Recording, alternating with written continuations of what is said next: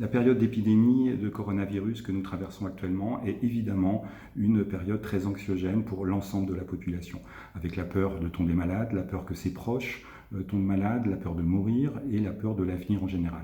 Ces peurs sont absolument normales car la menace existe réellement et parce qu'en plus beaucoup d'éléments sont incertains et on sait très bien que l'incertitude est le principal carburant de l'anxiété.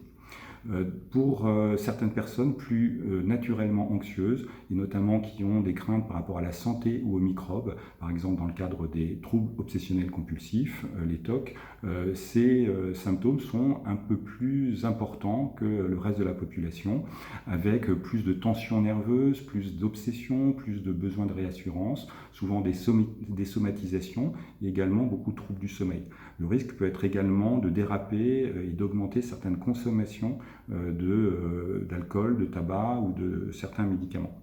Les conseils que l'on peut donner pour mieux affronter cette anxiété, c'est d'abord de limiter ses sources d'informations à des informations fiables, qui soient vérifiées et donc sur des périodes limitées de la journée pour ne pas être soumis en permanence aux informations inquiétantes. Il faut également essayer de rationaliser. La peur que vous avez évidemment est liée à l'inquiétude pour la population générale, pour des personnes vulnérables. Elle ne s'applique pas forcément à vous-même si vous faites ce qu'il est préconisé pour vous protéger.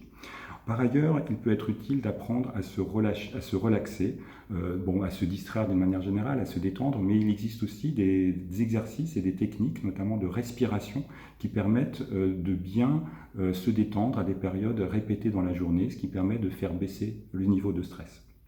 Enfin, si cela ne suffit pas, ne pas hésiter à contacter des professionnels, notamment si vous en connaissez, des thérapeutes, psychologues ou médecins. La plupart continuent à travailler à distance en ce moment. Et si vous n'en connaissez pas, il existe maintenant des numéros et des plateformes qui sont faites pour à la fois informer et proposer une écoute et des solutions, notamment le numéro national qui est le 0800 13 000. Donc n'hésitez pas et bon courage.